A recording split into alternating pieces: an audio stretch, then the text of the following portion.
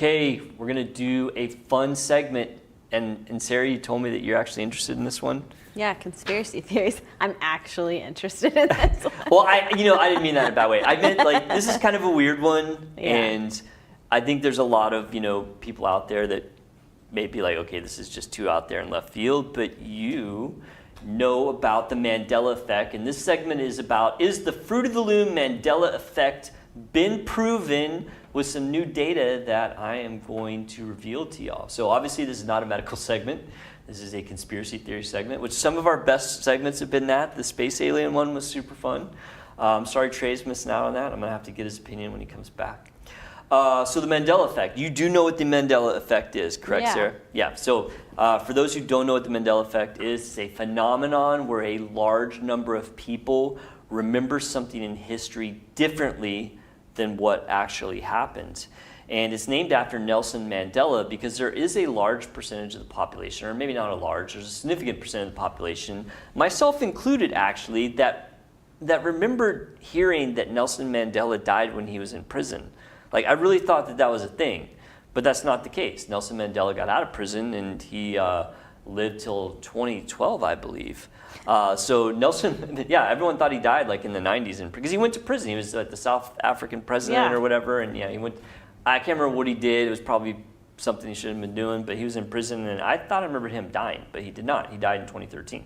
So key characteristics of the Mandela Effect is collective false memories where groups, not like a single person, but groups of people remember something different. And they have a confident belief, which I am going to show you guys when we start talking about these things.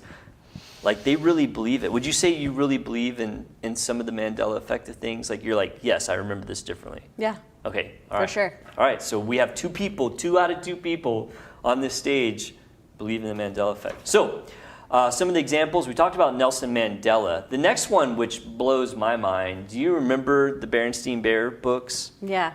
Mm-hmm. Yeah. Which one do you remember as being correct? Baronstein Bears? The first one.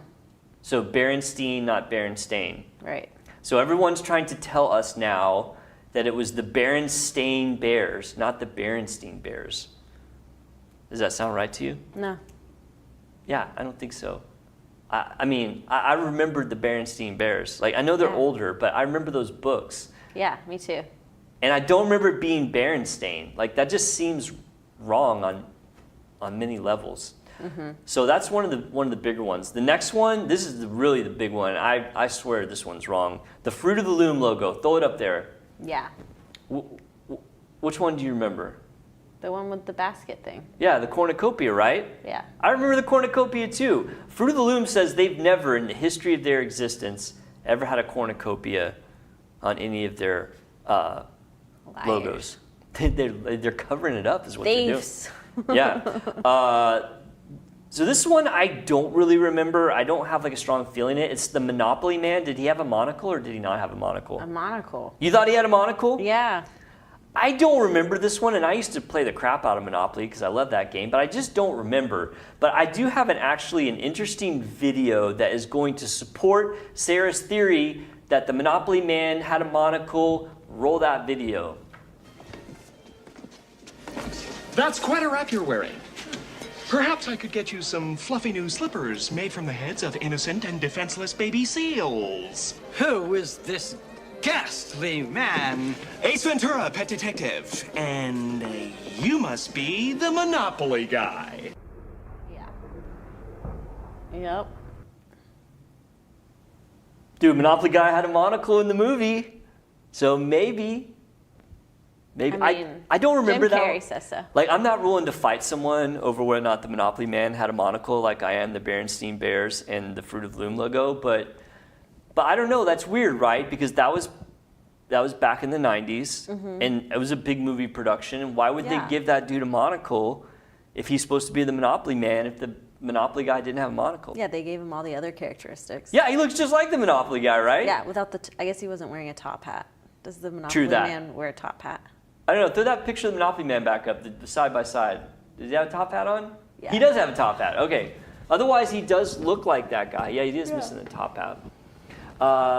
So the Monopoly guy. There's some movie ones. Like the big one movie is The Empire Strikes Back, where everyone remembers Darth Vader saying, "Luke, I am your father"? Yes.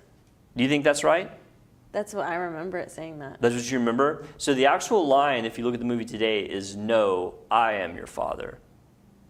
And I don't know about that one, which is weird because I loved the crap out of the Star Wars movies back in the day, and I watched them a million times. But I don't remember. I can't remember. Like, I've heard both ways, and I wouldn't fight someone over. Yeah, like I remember it being like Luke, and then like I am your father. Yeah, but right? Like doing that heavy breathing. Yeah, right. Yeah, I'm not sure about that one. Luke, I am your father does sound correct, but I'm not sure. So again, I don't know. So, and there's more out there, like there's other movie ones, but those are kind of the big ones in my opinion that I've been looking at for a long time. And so it's like, okay, so what are the theories behind this Mandela effect? Like, why is this happening? Well, there's a couple theories, and I got my own I'm about to lay on you guys today because this one's a big one. All right, but the kind of the accepted theories is that memory is fallible, right? It's prone to distortion, and people remember something differently, and then they get reinforced by someone else remembering it differently as well, and then that fake memory or incorrect memory gets, set in stone. I could see that happening like within your family. Right, but across the country. World? Yeah, I know, right? So something's definitely going on here. Confabulation's the other one where the brain fills in the gaps, where it fills in something that's logical but false. Like, I mean, it does kind of make sense that if you had a bunch of fruit, maybe it is coming out of a cornucopia or a horn of plenty. I mean, that kind of makes sense. So now we get into like the more interesting theories. Then I feel like that whole logo is why we think that, though.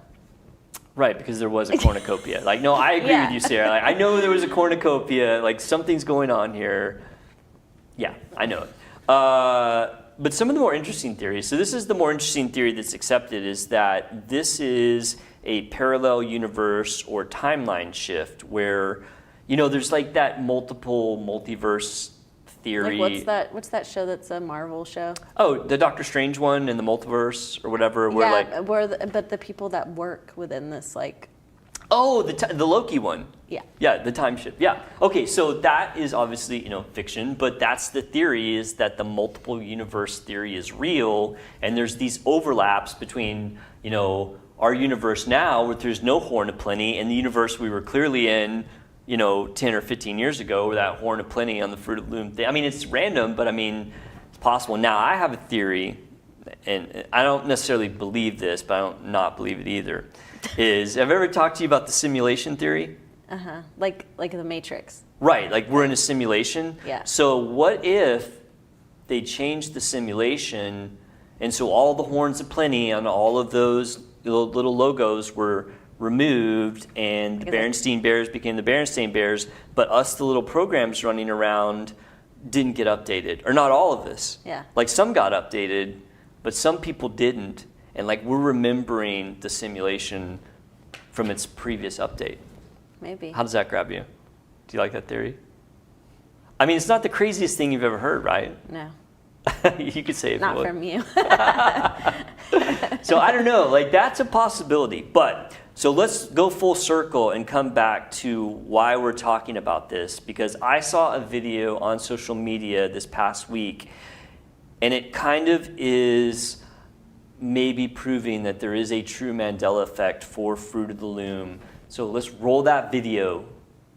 We are at a vineyard right now, and we decided to, in true millennial fashion, play a game to pass the time, and we found this really old game. It turns out, if you look at the back of the box, it's from 1991. 1991. The very first card that we look at is called Clues. That's the theme. So the idea is that you give your partner the clues, and they have to guess the brand. The first 3 clues right here are underwear, cornucopia, and apples and grapes. Can you guess what the brand is? Can you guess? I know it's backwards, but you can read that. It's Fruit of the Loom. This is from 1991. That proves that there was always a cornucopia in the Fruit of the Loom logo as far back as 1991. There was always a cornucopia. Yeah. See, like, I feel like it's like something where it's like a test of like, what can we cover up and make the whole world Do you think the believe? government's doing it? Maybe. I mean, I feel like that's more believable than we're on different universes and or simulation merging. therapy. Yeah, I feel like Maybe, it's more it's of true. like, hey, what little thing can we do? What can we cause alter and see if we can just like to mess with people's mind brains? screw and the entire populace? Like, how much will they accept it? Right. I mean, Sarah, it's not the craziest thing I've ever heard. So when I saw that video, of course, I didn't believe it. I was like, because she like flipped the cards really fast. So I had to like get my editing software and slow it down. And here we go. Fruit of the Loom, card on the left. Number 2 on the top 3 does say Cornicopia. And I actually looked up that game. It's a real game. It was produced in 1991 and 1992. And that's what the cards look like. I don't think that this, because I obviously, being a Gen Xer, obviously think everything's fake or someone's trying to trick me. Mm-hmm. But I think that that's real. I think that card is real. Mm-hmm. And it does give a little credence to the Fruit of the Loom Mandela Effect. Did any of the comments like say like, yeah, that's true. I have that game at my mom's house. Like, you know? I thought about actually trying to find it on eBay and buy it, but that would probably mean I'm really crazy, and so I didn't do that. But no, I do think it's like legit. I mean, now granted, okay, the skeptics are going to tell you that, well, the game company just messed up, right? But how convenient that it messed up, that it proves the Mandela Effect that everyone is like already believes is true, right? Yeah. Lame. It's kind of like the Monopoly guy from Ace Ventura. I mean, why would they put a monocle on him if the guy didn't? And I don't even really believe that whole Monopoly monocle guy. Like, I just am not sure about it. Mm-hmm. But I'm sure about that Fruit of the Loom one. There was a cornucopia. Yeah.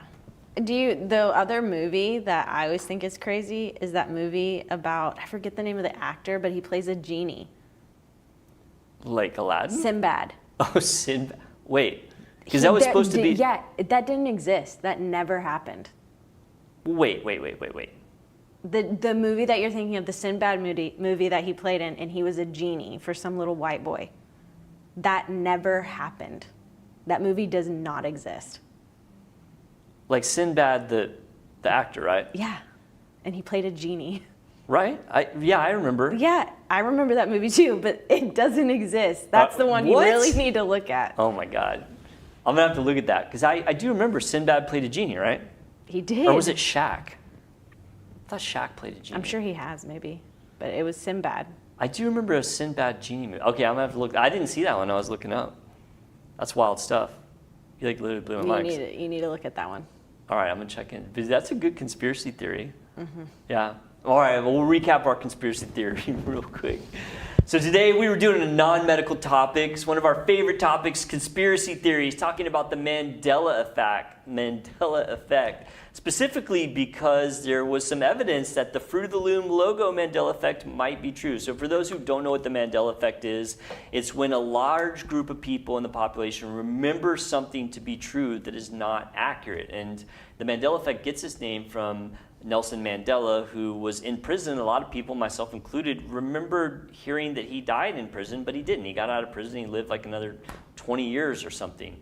And there's a lot of them, like the Fruit of the Loom logo being one. A lot of people, myself included, distinctly remember there being a cornucopia or horn of plenty on that logo where the fruit was coming out. But Fruit of the Loom says that never happened. It was never there. However, we saw a video on today's episode where a lady was playing a board game from 1991, and the answer was Fruit of the Loom, and one of the major clues was cornucopia. So that is now causing the internet to bring Mandela Effect back into the discussion, that this is proof that the Fruit of the Loom Mandela Effect is a real thing.